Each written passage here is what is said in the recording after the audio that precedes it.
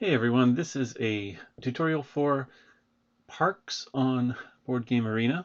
It's a nice, very pretty collection and resource game that is a bit long, but very relaxing and enjoyable. And just have to remember a few major concepts to get the basic idea of it. And so we're going to walk through a little bit of the setup and then pick and choose a few places along the way of the game that I played to show some examples of things that you'll run into while playing the game. At the very beginning, each player will get one of these canteen cards that's given to them randomly. We'll explain those later. And then have two end game bonuses. While it doesn't seem like much, it'll feel like it's a lot of work to get these extra 2 or 3 points. It actually makes quite a big difference, as we'll see in the end of this game. So I chose this one. I thought it would be worth collecting more valuable parks, and so you just select it and confirm. Sorry, a bit oddity with some of the replay features here. Anyway, after you've chosen that card, then this is the main board. And there's a few aspects of it. This top part is the most important place. You each have 2 workers. These are my 2 workers. There's 2 of each color. This is the trail that you go along, and then this is the end of the trail. You can do one of these 3 actions when you get to the end of the trail. These are various parks that you can visit, which give you this number of points and cost these resources. This is a special situation for each season. So this one has something a little different about the season. And then these are equipment cards, which you can purchase that help you, they give you bonuses along the way.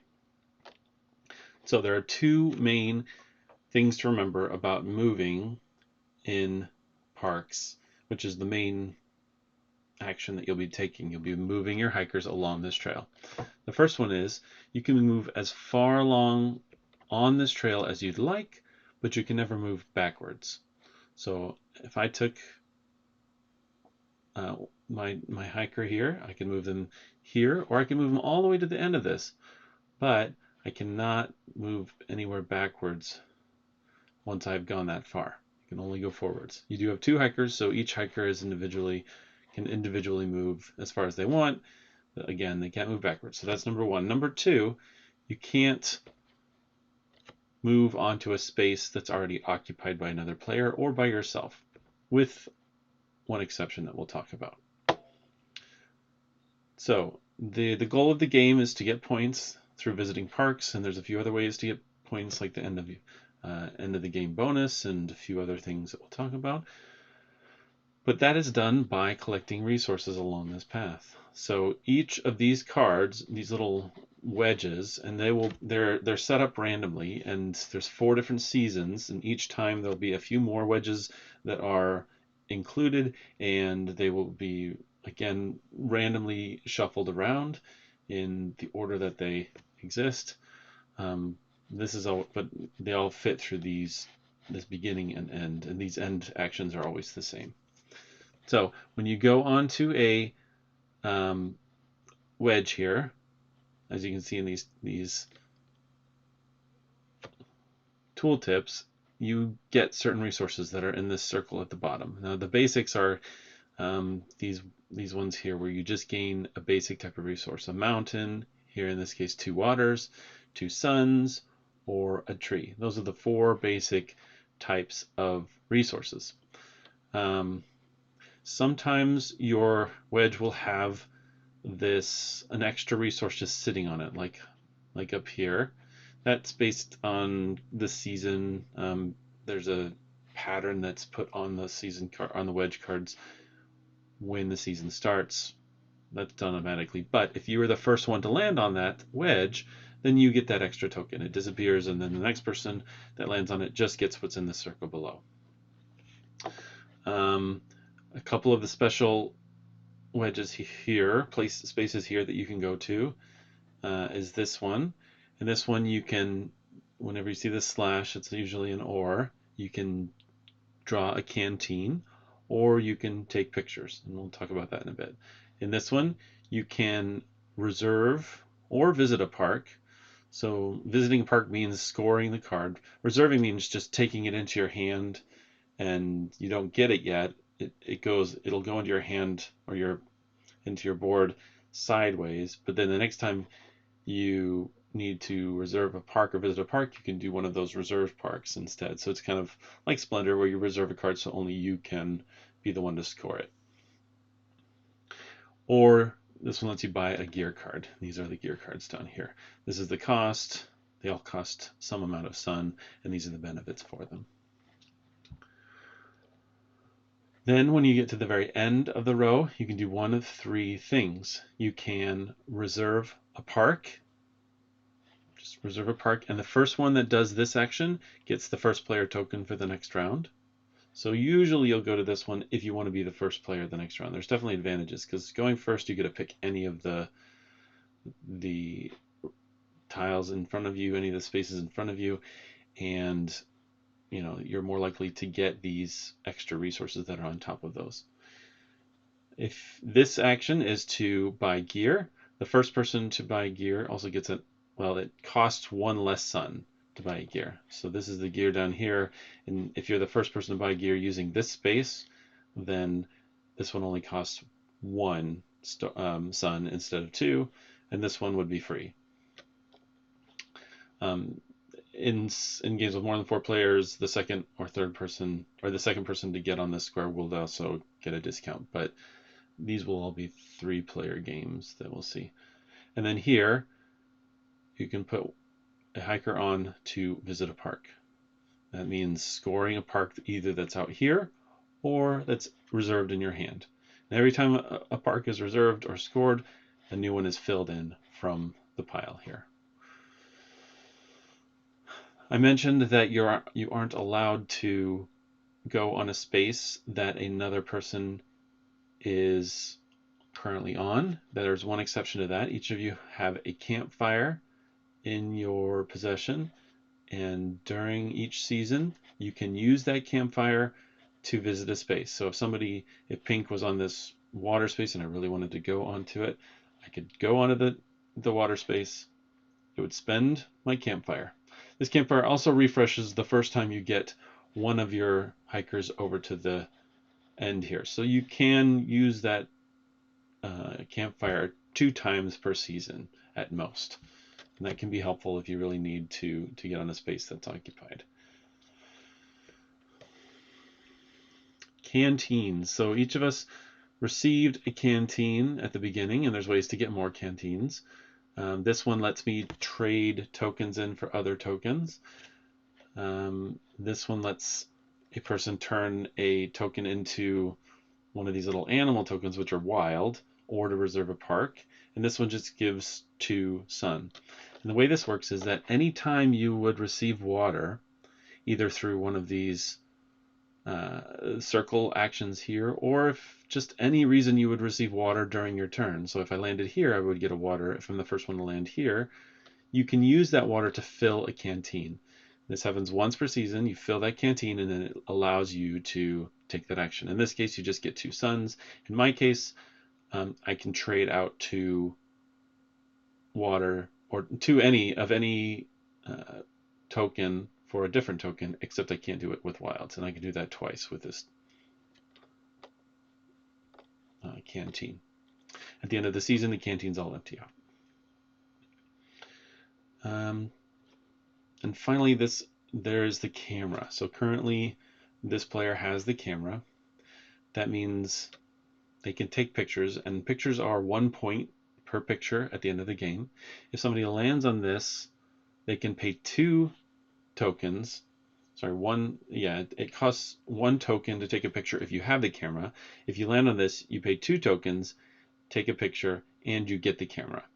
And also, whoever has the camera at the end of each season gets to take another picture for 1 token. So it's just a way to get a couple extra points, which in this game, every point is pretty precious. All right, I think that's all of the basics.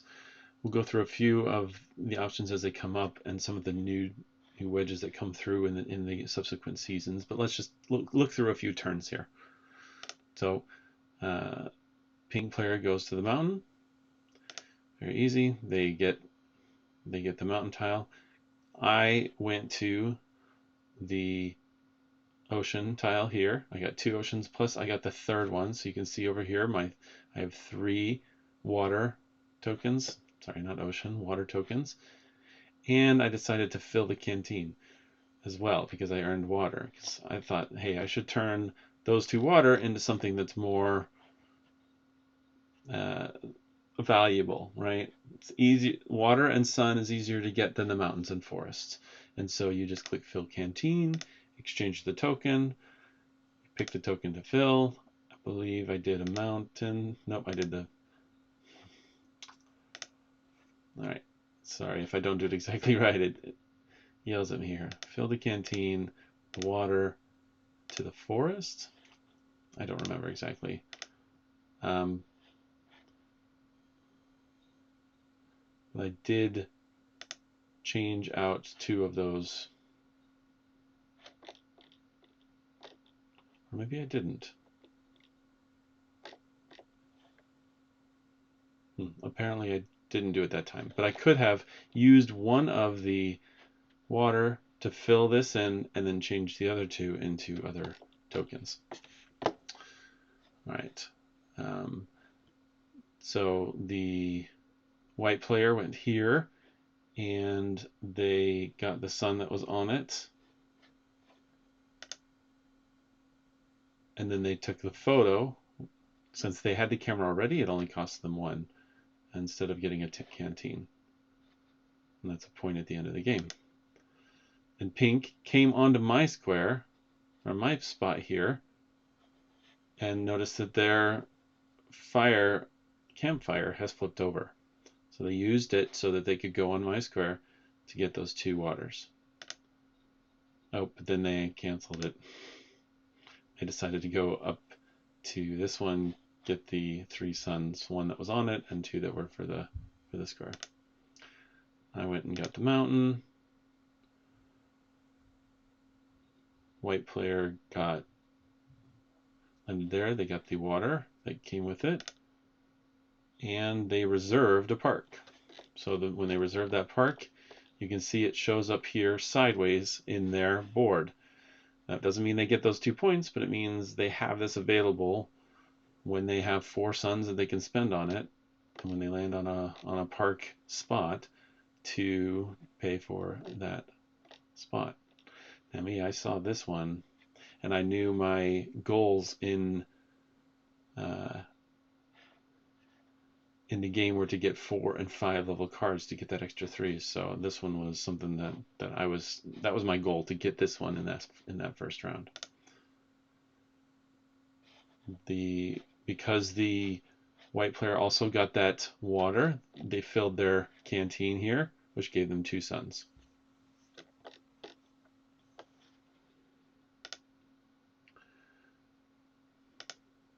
So this time, the pink did go on the same space as someone else, and you can see their fire has been extinguished.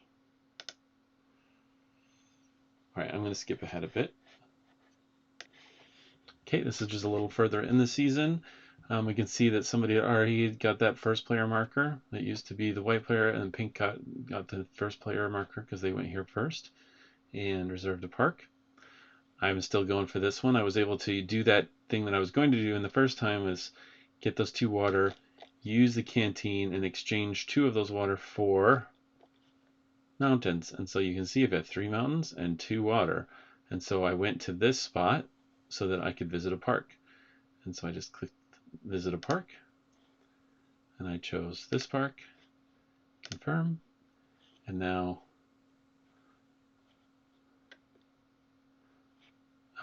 it gave me that park, and it'll update my points as well directly.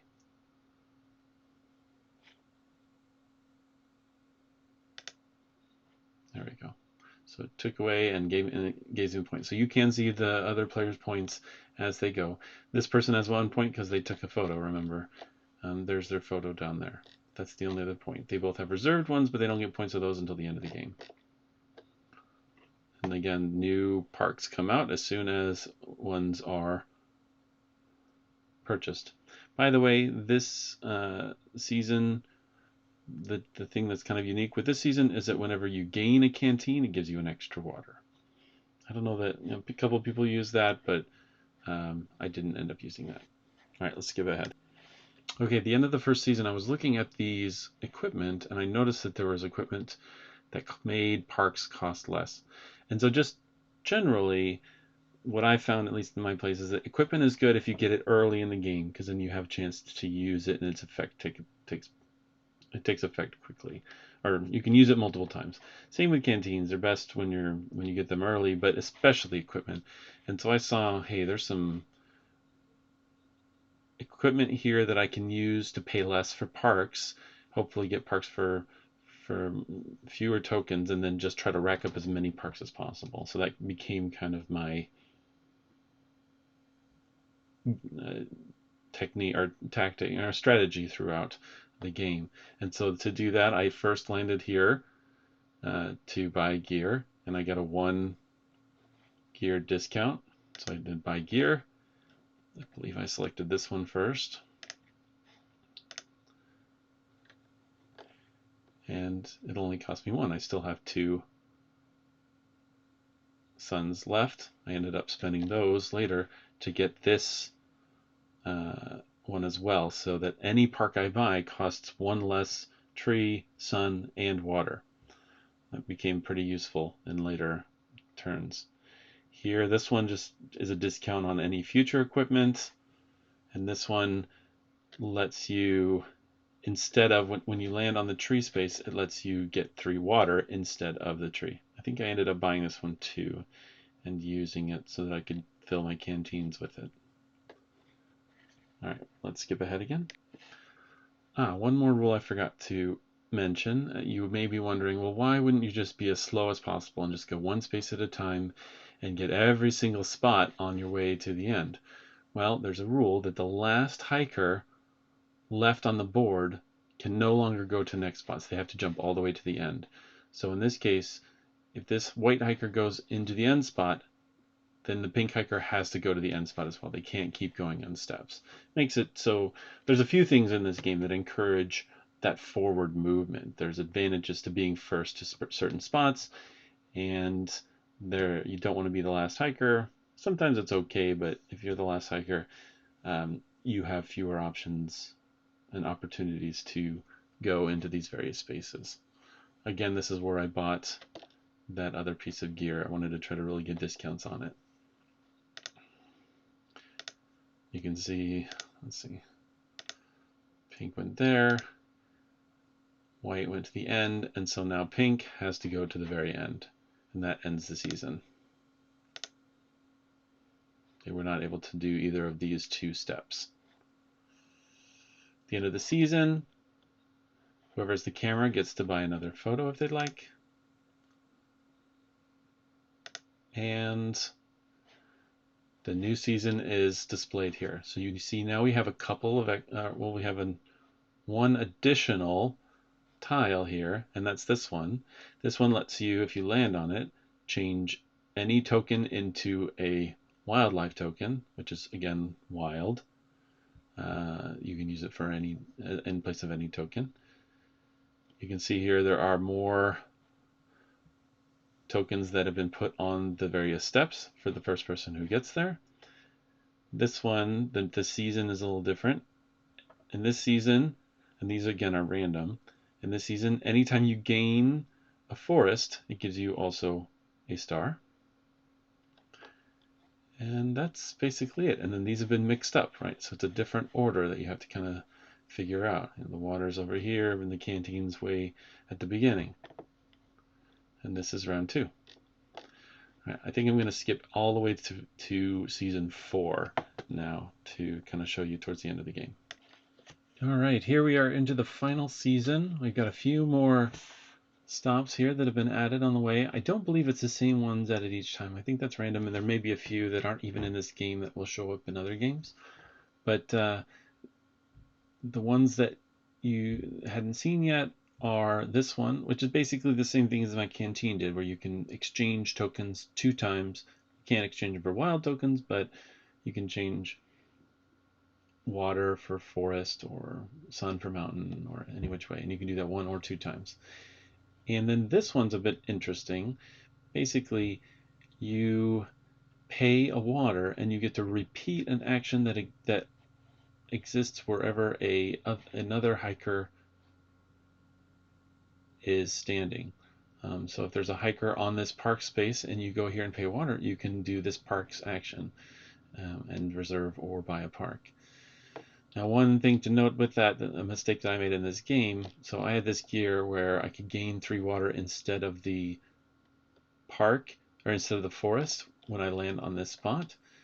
You can't use this action to repeat that gear. So I tried landing here, paying the water so that I could get the 3 water instead of the forest here, but it only gave me the forest because that only is allowed when you land on the forest tile, not if you copy it.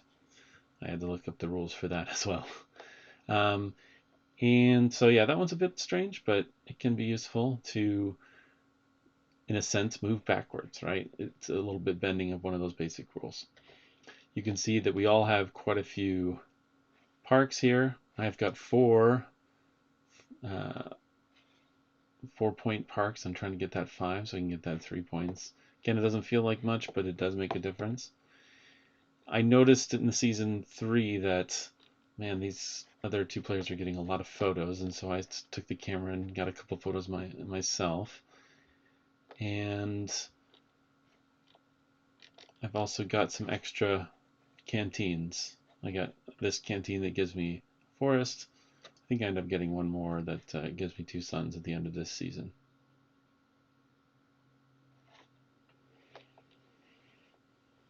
All right, I'm going to skip towards the end of this season, and we will see how the game ended up. Okay, I wanted to show this move that shows kind of how the fun combos that you can make. I was getting frustrated because a lot of the parks that were out were these low 2-point parks and I was trying to get one more 4 or 5-point park for my personal goal. And I ended up going on this space and just reserving a park just to clear it out.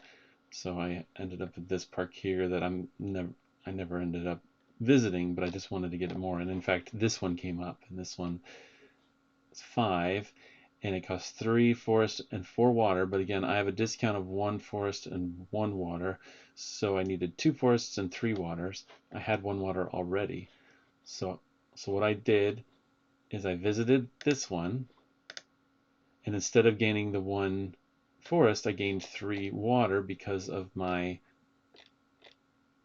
equipment, right? I can gain the 3 water. So I gained the 3 water.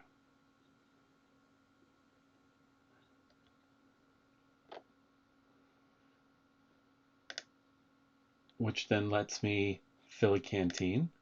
So then I decided to exchange tokens. That was one of my canteens. And so I turned the mountain into a forest, exchanged 1 more token, turned my sun into a forest, and now I have 2 forest, 3 water, and this requires 3 forest, 4 water, but I get a discount of 1 of each because of one of my equipment. Now I can buy that 5-point park. And so then I ended my turn. And I'll just play through some of the rest of these. They both went, so since I'm the last hiker here, I had to go to the very end, but that's fine. I just wanted to get enough so I could buy this token. As you can see, the points are really close here. So I go here, I visit a park,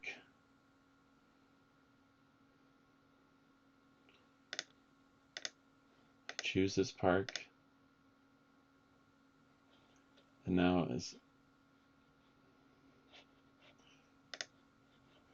you can see here, we're at the end of the game. I have 33 points. Pink has 33. White has 31. It's a really close game. So at the end of the game, here's what you get points for. And these are all the points that people have gotten for both photos and for the parks they visited.